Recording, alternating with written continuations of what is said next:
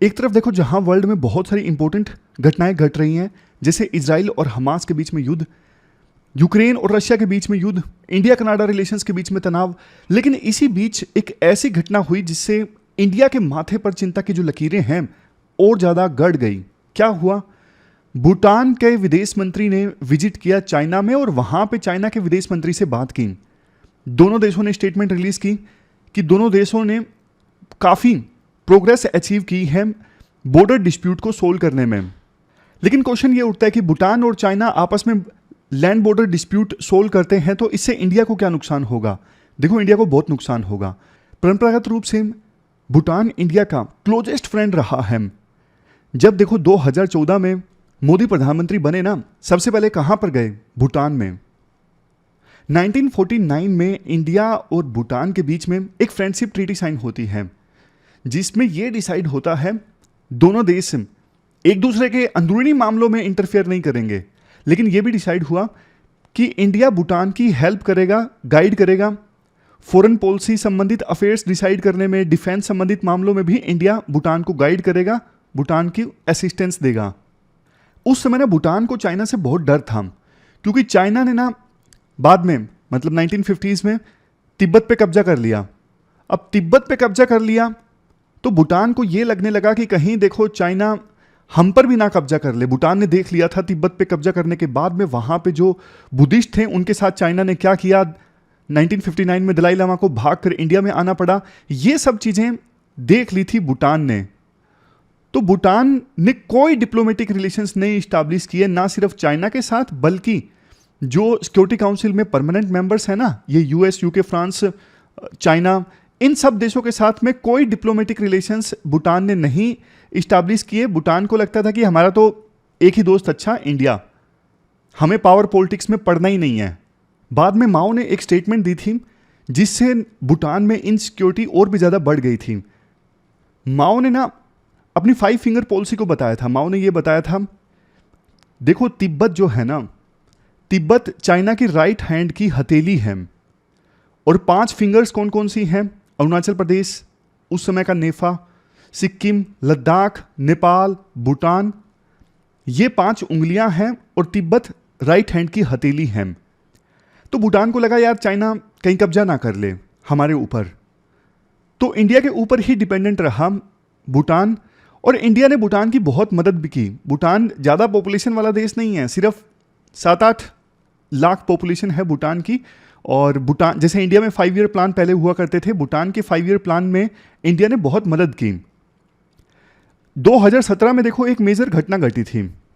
मैं आपको मैप दिखाता हूं, एक सेकंड रुकिए आप। ये देखो सिक्किम है, भूटान है, नेपाल है। ये जो आप स्पेस दिख रहे हो ना, ये है डोकलाम प्लेट्यू। ये डोकलाम प्लेट्यू जो है ना, ये भूटान में आता है। ये स्पेसिफिकली ये एरिया ये भूटान में आता है। बट चाइना ना इस पे रोड बना रहा था, चाइना रोड बना रहा था यहां पे। तो इंडिया ने ऑब्जेक्शन रेज किया कि आप भूटान की टेरिटरी पर क्यों रोड बना रहे हो, क्योंकि भूटान के डिफेंस की जिम्मेदारी इंडिया पर। तो चाइना ने बोला ये हमारा एरिया है डोकलाम प्लेट्यू, ये भूटान का एरिया नहीं है। तो इस इशू को लेकर ना दोनों देशों की फोर्सेस, चाइना और इंडिया की फोर्सेस आमने सामने आ गई थी 2017 में। 70 दिनों तक आमने सामने रही, टेंशंस बहुत ज़्यादा बढ़ गई थी, ऐसा लग रहा था कि एस्केलेशन हो सकता है। डोकलाम प्लेट्यू पे देखो चाइना के द्वारा रोड बनाना इंडिया के लिए इनसिक्योरिटी है। क्यों? क्योंकि देखो हमारा ये सिलीगुड़ी कॉरिडोर है ना, जिसको चिकन नेक भी कहा जाता है इंडिया का, ये नॉर्थ ईस्ट पूरे मेनलैंड इंडिया से जुड़ता है इस 22 किलोमीटर के कॉरिडोर के थ्रू, सिलीगुड़ी कॉरिडोर।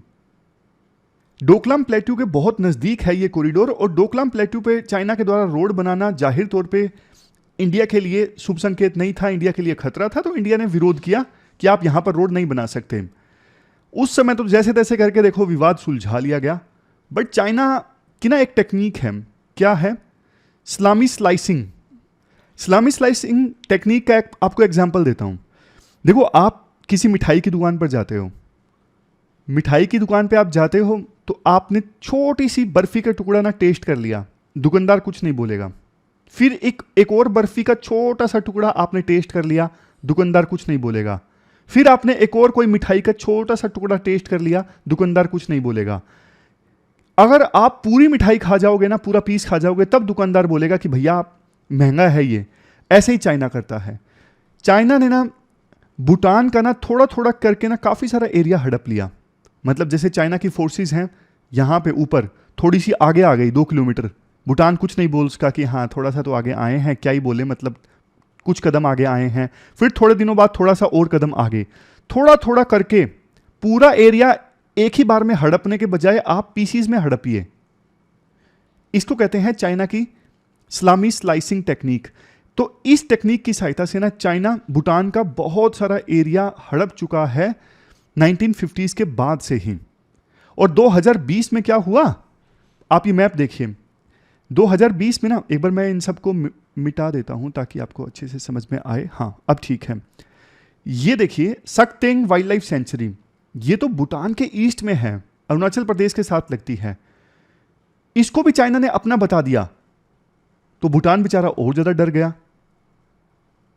भूटान को यह लगने लगा कि यार चाइना के साथ तो ना बॉर्डर डिस्प्यूट सोल्व करने में ही फायदा है, अदरवाइज चाइना तो हमारा ना और ज्यादा एरिया क्लेम करता जाएगा। वैसे चाइना और भूटान के बीच में ना बॉर्डर डिस्प्यूट को सोल्व करने के लिए बातचीत काफी पहले स्टार्ट हुई थी 1984 में। 24 राउंड्स की बातचीत हो चुकी थी और अब जो बातचीत हुई है वो 25 राउंड्स की बातचीत हुई है।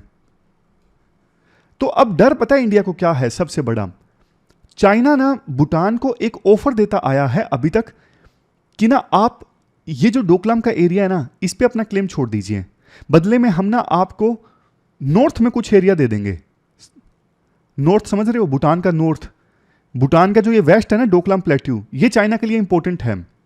क्यों इंपॉर्टेंट है, क्योंकि ये इंडिया के सिलीगुड़ी कॉरिडोर के नजदीक है, इंडिया की सिक्योरिटी के लिए खतरा है। जैसे मलक्का स्ट्रेट इंडिया के लिए इंपॉर्टेंट है, मलक्का स्ट्रेट के थ्रू चाइना जो सामान ले जाता है उसे इंडिया ब्लॉक कर सकता है। उसी प्रकार से चाइना को लगता है कि यहां पे अगर हमारी फोर्सेस तैनात रहेंगी तो इंडिया के ऊपर डोमिनेंस इस्टेब्लिश की जा सकती है, इंडिया के नॉर्थ ईस्ट को मेनलैंड इंडिया से काटा जा सकता है। इसलिए बार बार चाइना भूटान को ऑफर दे रहा है कि आप ये डोकलाम प्लेट्यू वाला एरिया हमें दे दीजिए, बदले में हम आपको नॉर्थ में कुछ एरिया दे देंगे, हम आपस में स्वैप कर लेते हैं।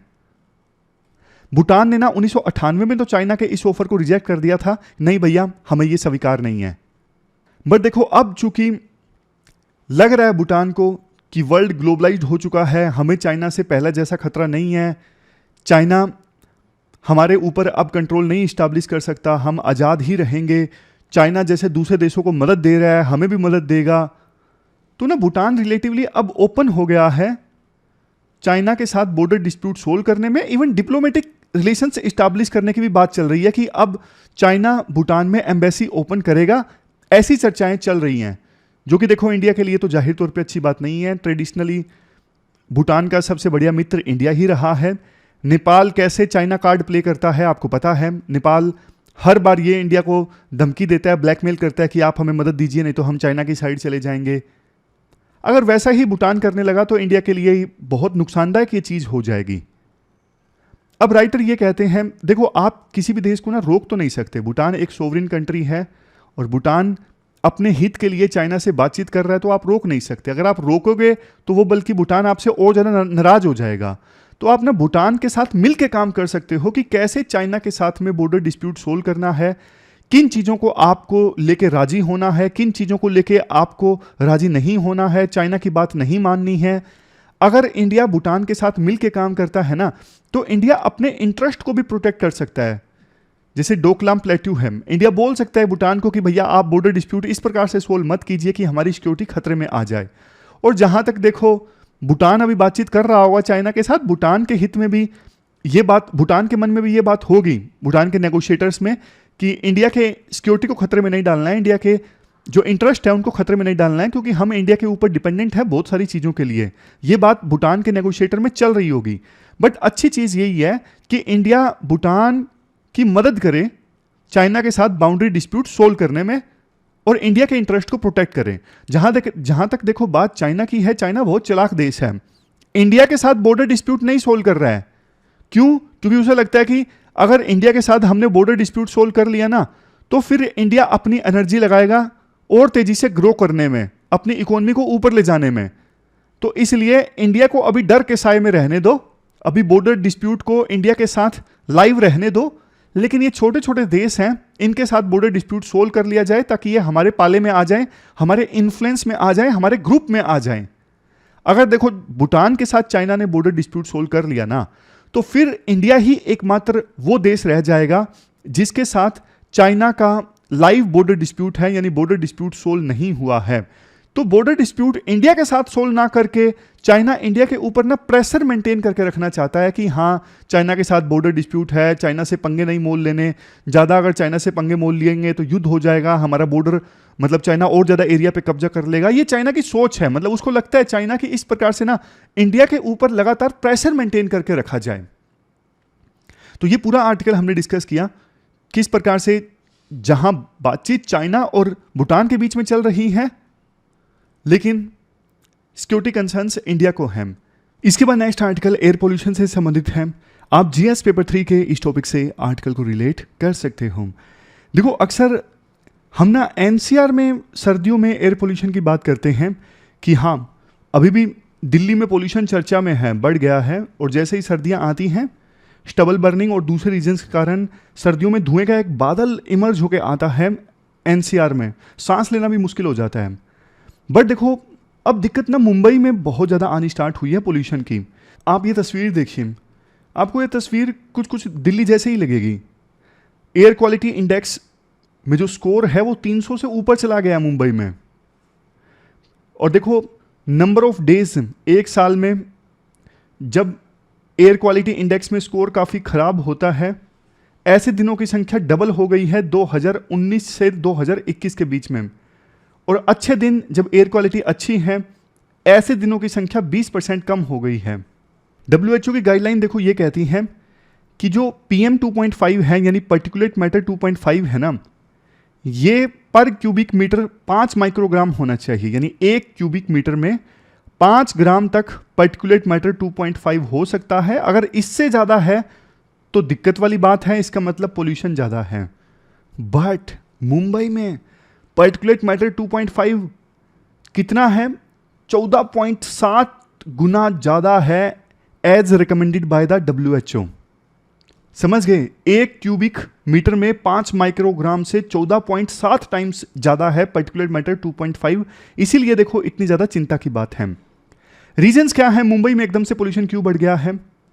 देखो सबसे पहला रीजन आर्टिकल में बताया जाता है, मुंबई आपको पता है कोस्टल सिटी है। कोस्टल सिटीज़ में ना एक फेनोमेनन देखने को मिलता है लैंड और सी ब्रीज का। ज्योग्राफी में शायद अभी तक आपने पढ़ लिया होगा, नहीं पढ़ा है तो थोड़ा सा मैं आपको बता देता हूँ। देखो दिन के समय क्या होता है कोस्टल सिटीज़ में, जो लैंड वाला एरिया है ना ये तेज़ी से बहुत ज़्यादा गर्म हो जाता है सन की वजह से। अब लैंड वाला एरिया दिन में तेज़ी से गर्म हो गया, तो इसकी वजह से लैंड के ऊपर जो एयर है ना वो गर्म हो जाती है। समझ गए? लैंड वाला एरिया गर्म हो गया तेज़ी से सन की वजह से, और लैंड के ऊपर जो एयर है वो गर्म हो जाएगी। गर्म एयर जो है वो राइज हो जाएगी। राइज हो जाएगी तो यहाँ पे लो प्रेशर क्रिएट हो जाएगा, लो प्रेशर। अब देखो जो सी वाला एरिया है ना वो अभी भी रिलेटिवली कूल है, ठंडा है। सी वाला एरिया धीरे धीरे गर्म होगा लेकिन अभी भी ठंडा है। तो सी के ऊपर जो एयर है ना वो अभी भी कूल एयर है, हाई प्रेशर है यहाँ पे।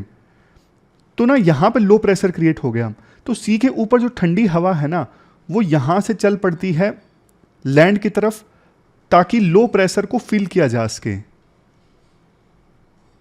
तो दिन के समय ये जो ब्रीज चलती है ना, जो हवा चलती है सी से लैंड की तरफ दिन में, इसे बोलते हैं सी ब्रीज। आप यहां पर देख लीजिए, अच्छे से आपको समझ में आ जाएगा। सी ब्रीज दिन के समय चलती है सी से लैंड की तरफ, लैंड के ऊपर हवा गर्म हो जाती है, ऊपर उठ जाती है, लो प्रेशर एरिया क्रिएट हो जाता है। तो लो प्रेशर एरिया को फिल करने के लिए हवा चलती है, ये ठंडी हवा होती है, वार्मर डेज के दौरान चलती है। रात को देखो उल्टा हिसाब किताब हो जाता है, रात को लैंड जो है वो जल्दी से ठंडा हो जाता है और सी जो है रिलेटिवली गर्म रहता है। तो जो फेनोमेनन सुबह देखने को मिला था वो अब रात को सी पे देखने को मिलेगा। सी गर्म रिलेटिवली, तो सी के ऊपर की जो एयर वो गर्म हो जाएगी, गर्म हो जाएगी तो वो ऊपर उठने लगेगी। लेकिन लैंड के ऊपर की हवा, क्योंकि लैंड जल्दी ठंडा हो गया, लैंड के ऊपर की हवा कूल एयर, यहां पे हाई प्रेशर एरिया, और सी के ऊपर लो प्रेशर एरिया, क्योंकि हवा गर्म वो ऊपर उठ चुकी है। तो रात को लैंड से सी की तरफ ब्रीज चलती है, हवा चलती है, इसे बोलते हैं लैंड ब्रीज। ये देखिए नीचे वाला लैंड ब्रीज, ये नाइट के समय चलती है लैंड से सी की तरफ। देखो ये तो आप सिलेबस में पढ़ते हो, सी ब्रीज और लैंड ब्रीज, लेकिन एक चीज अभी ना आर्टिकल में ये लिखा हुआ है कि रेगुलर विंड पैटर्न देखने को मिलता है sea to land and land to sea हर 3-4 दिनों में मुंबई में, जो डस्ट पार्टिकल्स को क्लियर कर देता है। अब ये 3-4 दिनों में लैंड टू सी और सी टू लैंड विंड पैटर्न देखने को मिलता है, ये देखो मैंने तो नहीं पढ़ा है, मतलब आर्टिकल में लिखी हुई हैं ये चीज़ें।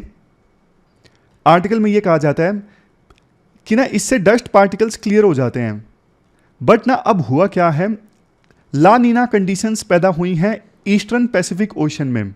ला नीना का मतलब देखो ये है, जब ईस्टर्न पैसिफिक ओशन में ना सी सरफेस का जो टेम्परेचर है ना ज़्यादा ठंडा हो जाता है, ज़्यादा कूल हो जाता है, नॉर्मल से ज़्यादा ठंडा हो जाता है ना, तो इस फेनोमेनन को कहते हैं ला नीना कंडीशन। अब इस ला नीना कंडीशन की वजह से ना मुंबई में लैंड टू सी और सी टू लैंड जो विंड पैटर्न हर 3-4 दिनों के बाद देखने को मिलता था ना, अब वो 8-10 दिनों के बाद देखने को मिल रहा है। इसलिए पहले जो डस्ट पार्टिकल्स क्लियर हो जाते थे ना, वो डस्ट पार्टिकल्स अब क्लियर नहीं हो रहे हैं, ये आर्टिकल में बोला गया है। तो ये सबसे मेन रीजन बताया गया है। बाकी तो देखो नॉर्मल रीजन्स हैं, जैसे इंडस्ट्रियल हॉटस्पॉट से एमिशन का बढ़ना, ट्रांसपोर्ट काफ़ी ज़्यादा बढ़ गया है मुंबई में, इस वजह से ट्रांसपोर्ट की वजह से एमिशन ज़्यादा हो रहा है। इंडस्ट्रियल हॉटस्पॉट ज़्यादा हैं, उनमें कोयले का इस्तेमाल होता है। व्हीकुलर पोल्यूशन की हमने बात की। एक स्टडी कंडक्ट की गई थी system of air quality weather forecasting and research के द्वारा, सफ़र भी इसे कहते हैं, कि व्हीकुलर एमिशन ना पहले मुंबई के एमिशन में 2016-17 में सिर्फ 16% कंट्रीब्यूट किया करता था, अब 30% कंट्रीब्यूट करने लगा है। इसके अलावा ज़्यादा कंस्ट्रक्शन एक्टिविटीज़ हो रही हैं, उसकी वजह से एमिशन बढ़ा है। पार्टिकुलेट मैटर 2.5 का जो लेवल है बहुत ज़्यादा बढ़ गया है। एक रीज़न ये बताया जाता है कि डिफोरेस्टेशन काफ़ी हुआ है, जैसे मेट्रो प्रोजेक्ट के लिए आरए फॉरेस्ट में 2100 पेड़ काटे गए, दूसरी जगहों पर टोटल 5000 पेड़ काटे गए। Ahmedabad Mumbai bullet train project के लिए संजय गांधी नेशनल पार्क का 125 हेक्टेयर का फॉरेस्ट लैंड यूज़ किया जाना है। इसके अलावा ये एग्जाम्पल्स हैं। चैलेंजेस क्या है पोल्यूशन की वजह से, वो देखो नॉर्मल हैं, जैसे प्री मैच्योर डेथ हो जाती है। अब ये हर एक आंकड़ा याद होगा भी नहीं, जो इंपॉर्टेंट आंकड़ा है वो आप याद रख सकते हो। जैसे 2019 में 17 लाख लोगों की प्री मैच्योर डेथ हो गई एयर पोल्यूशन की वजह से। 2019 में टोटल जितनी डेथ रजिस्टर की गई ना, उसका ये 17.8% है। अब पोल्यूशन की वजह से बहुत सारी प्रोडक्टिविटी कम हो जाती है, बहुत सारे दूसरे डिजीज़ हो जाते हैं, जैसे सांस लेने में दिक्कत आती है, अस्थमा जैसी जो बीमारियां हैं और ज़्यादा बढ़ जाती हैं। अब जैसे दिल्ली में मान लीजिए पोल्यूशन ज़्यादा हो जाता है, तो होता क्या है, इवन ओड चालू कर दिया, इससे इकोनॉमिक एक्टिविटीज़ कम हो जाती हैं, और लोगों को जो बीमारियां होती हैं उसकी वजह से हेल्थ इंफ्रास्ट्रक्चर पे कितनी कॉस्ट आती है, लाइफ एक्सपेक्टेंसी कम हो जाती है।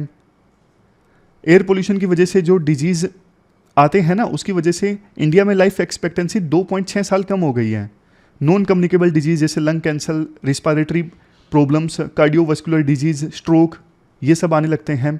चाइल्ड हेल्थ पर बहुत बुरा इम्पैक्ट पड़ता है। चाइल्ड के जन्म के समय वेट पे इम्पैक्ट पड़ता है, सोचने और समझने की शक्ति पे फ़र्क पड़ता है, नींद लेने में दिक्कत आती है, इकोनॉमिक कॉस्ट की हमने बात की। तो ये सब प्रॉब्लम्स हैं पोल्यूशन की वजह से। नॉर्मल प्रॉब्लम्स है, आप लिख सकते हो।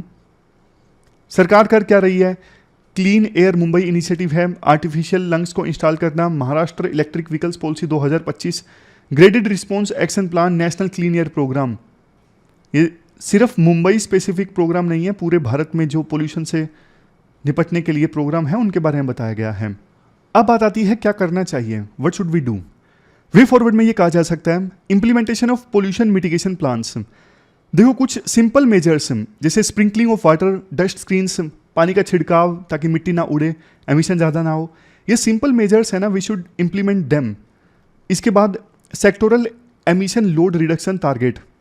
इसका मतलब देखो ये है पूरे साल का ना एक holistic integrated comprehensive action plan बनाया जाए कि पोल्यूशन को कम करने के लिए क्या क्या किया जाएगा, क्या स्टेप्स लिए जाएंगे, और एयर क्वालिटी जैसे जैसे बढ़ती है तो वो स्टेप्स कितने और एग्रेसिव होते जाएंगे। जैसे दिल्ली एनसीआर में है, आपने सुना ही होगा, ये GRAP, यह है ग्रेडेड रिस्पॉन्स एक्शन प्लान।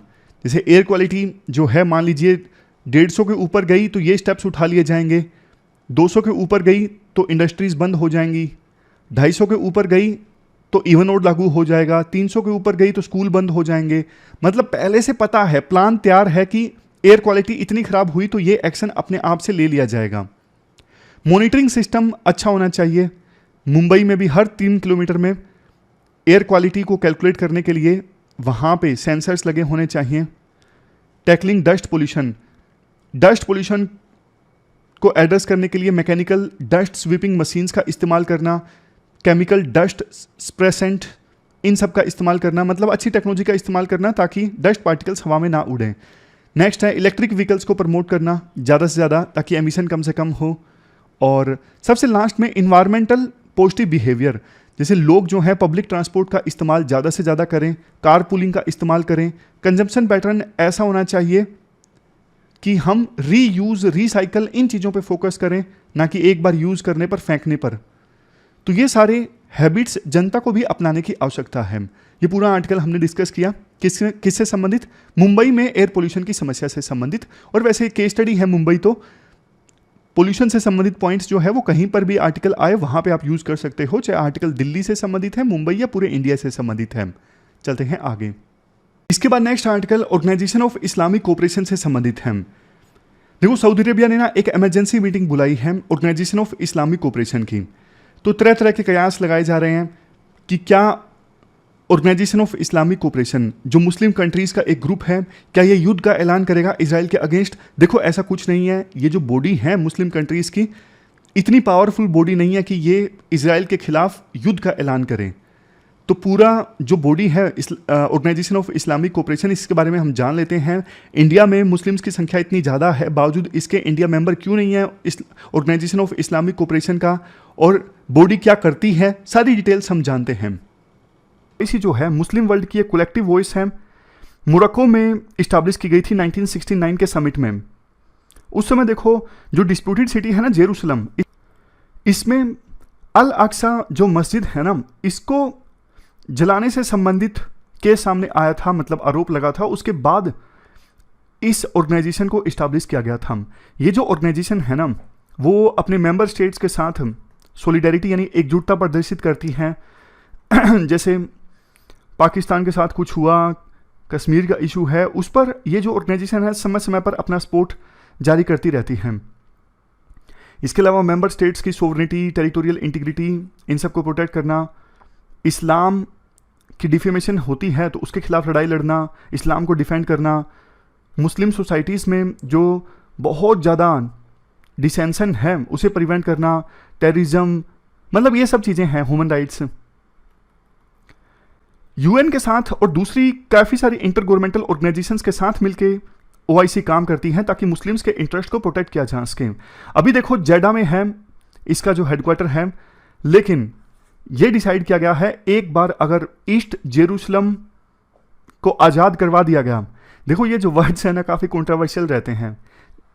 जैसे जो मुस्लिम कंट्रीज़ हैं वो बोलेंगे कि ईस्ट जेरूसलम अभी गुलाम है, जैसे हमारे में होता है, हमारा जम्मू एंड कश्मीर है लेकिन पाकिस्तान वाले उसे आज़ाद कश्मीर बोलते हैं। तो कौन सा नाम से पुकारा जाएगा, उससे पता लगता है कौन किसके साथ है। हम तो जम्मू एंड कश्मीर ही बोलेंगे, लेकिन जो लोग पाकिस्तान को सपोर्ट करते हैं वो उसे फिर गुलाम कश्मीर कहते हैं, पाकिस्तान के साइड वाले कश्मीर को आज़ाद कश्मीर कहते हैं। तो उसी प्रकार से ये जो वर्ड्स है ना, उस पर निर्भर करता है कि आप कौन सी साइड हो। तो इनका कहना है, यानी मुस्लिम कंट्रीज़ का कहना है, क्योंकि वो बोलते हैं कि ईस्ट जेरूसलम अभी गुलाम है, इजराइल के कब्जे में है, एक बार इसे आज़ाद करवा दिया गया तो ओआईसी को शिफ्ट कर दिया जाएगा, हेडक्वार्टर को शिफ्ट कर दिया जाएगा ईस्ट जेरूसलम में, और इजराइल की अकाउंटेबिलिटी फिक्स की जाएगी उसके वार क्राइम्स के लिए। ऑर्गेनाइजेशन ने अपना चार्टर अडोप्ट किया था 1972 में, और बाद में समय समय के अनुसार चार्टर को रिवाइज किया जाता है। लास्ट बार रिवाइज किया गया था सेनेगल में जब समिट ऑर्गेनाइज हुआ था मार्च 2008 में। चार्टर में बोला गया है इस्लामिक जो टीचिंग्स हैं या फिर वैल्यूज़ हैं उसके प्रति डेडिकेटेड रहेंगे मेंबर कंट्रीज, और यूएन चार्टर में जो प्रिंसिपल्स हैं उनको भी अपहेल्ड करेंगे। मेंबर स्टेट से उम्मीद की जाती है कि member state democracy, human rights, fundamental freedom, नाम के हैं ये। सऊदी अरेबिया, यूएई अब जाके थोड़े लिबरल होना स्टार्ट हुए हैं। पहले तो सऊदी अरेबिया में कितना ह्यूमन राइट्स का वायलेशन होता था, आज भी होता है। मतलब वुमेन की कंडीशन वहाँ पे इक्वल नहीं है, और डेमोक्रेसी तो वहाँ पे है ही नहीं। तो ये फॉर्मेलिटी है, बस बोल दिया। ओआईसी समय समय पर अपना 10 ईयर प्रोग्राम भी जारी करता है। जैसे 10 ईयर का प्रोग्राम ऑफ एक्शन जारी किया गया था 2015 में, जो वैलिड है 2025 तक। इसका मकसद है ग्लोबली टेररिज्म के खिलाफ लड़ाई लड़ना और सोशल स्कीम्स को एलिमिनेट करना, ताकि गरीबी को खत्म किया जा सके। देखो वही वाली बात है, कैसे फंक्शन करती है। सुप्रीम बॉडी है जो इन देशों के प्रीमियर्स हैं उनकी, इसके अलावा फॉरेन मिनिस्टर्स की काउंसिल है जो चीफ डिसीजन मेकिंग बॉडी है और हर साल मिलती है। इसके अलावा जैसे यूएन के सेक्रेटरी जनरल की पोस्ट है, उसी प्रकार से ओआईसी के सेक्रेटरी जनरल की भी पोस्ट है, जो day to day activities carry out करते हैं और जो डिसीजंस लिए जाते हैं उनको इम्प्लीमेंट करते हैं। ये नॉर्मल चीज़ें हैं, इतनी इंपॉर्टेंट बॉडी नहीं है ना ओआईसी। इंडिया मेंबर ही नहीं है जो हम इतना ज़्यादा डिटेल में चीज़ें याद रखेंगे। इंडिया मेंबर बनने वाला था, अब मैं आपको इंपॉर्टेंट बातें बताता हूँ। इंडिया ने मेंबर बनने वाला था 1969 में, लेकिन पाकिस्तान ने विरोध कर दिया, तो इंडिया मेंबर नहीं बन सका था। तो इंडिया को यूं लगा कि इजराइल के साथ हम रिश्ते नहीं मेंटेन कर रहे थे, ये सोच के कि मुस्लिम कंट्रीज नाराज ना हो जाएं, और इन्होंने हमें ओआईसी का मेंबर भी नहीं बनने दिया। इवन हमारा डेलीगेशन 1969 के समिट में पहुंच चुका था, लास्ट मिनट में इंडिया के डेलीगेशन को लौटा दिया गया। तो फिर इंडिया धीरे धीरे इंडिया को ये रियलाइज हो गया ये मुस्लिम कंट्रीज जो है ना काम नहीं आएंगे। इंडिया ने इजराइल के साथ अपने रिश्ते इंप्रूव करने स्टार्ट कर दिए। 1990 के बाद 1992-93 में हमने फॉर्मली यानी औपचारिक रूप से इजराइल के साथ डिप्लोमेटिक रिलेशंस एस्टैब्लिश कर लिए। इसके बाद राइटर ये बोलते हैं 2018 में बांग्लादेश ने प्रपोजल रखा था कि देखो इंडिया को ऑब्जर्वर कंट्री बना लिया जाए, और तुर्की ने भी इसका सपोर्ट किया था क्योंकि इंडिया में अच्छे खासे मुस्लिम पॉपुलेशन है। लेकिन पाकिस्तान ने इसका विरोध किया। पाकिस्तान को डर ये लगता है कि इंडिया ओआईसी में आ गया तो इंडिया के मुस्लिम कंट्रीज के साथ रिश्ते इंप्रूव हो जाएंगे, तो फिर हमारी बात कोई सुनेगा नहीं। और वैसे देखो आमतौर पे जो वो देश जिनमें मेजोरिटी मुस्लिम पॉपुलेशन है ना, वो मेंबर बनते हैं ओआईसी के। इंडिया में मेजोरिटी पॉपुलेशन नहीं है मुस्लिम्स की। तो एक्सपर्ट्स ये बोलते हैं देखो ये जो ऑर्गेनाइजेशन है ना, ये ज़्यादातर तो देखो उन्हीं केसेस में एक्टिव होती है जब दोनों देशों में जिनमें मुस्लिम कंट्रीज है ना, उनके बीच में आपस में डिस्प्यूट हो जाता है ना, तब ये बॉडी ज़्यादा एक्टिव होती है। कुछ एक्सपर्ट्स ऐसे भी हैं जो बोलते हैं कि ओआईसी जो है ना एक इफेक्टिव वॉइस नहीं है वर्ल्ड में। मतलब ये बॉडी कोई सिग्निफिकेंट प्लेयर नहीं बन सकी है वर्ल्ड पॉलिटिक्स में, ग्लोबल पॉलिटिक्स में, और बस नाम की स्टेटमेंट्स जारी कर दी जाती है, समय समय पर फॉर्मेलिटी पूरी हो जाती है। अदरवाइज ना रिसोर्सेज हैं इस बॉडी के पास, ना कुछ इतना ज़्यादा एक्शन लिया जाता है, सिर्फ स्टेटमेंट्स जारी कर दी जाती हैं। तो ये हमने ओआईसी के बारे में पूरा आर्टिकल डिस्कस किया। क्वेश्चंस आप देख लीजिए। आज देखो सीसेट का एक क्वेश्चन आपको सोल्व करना है।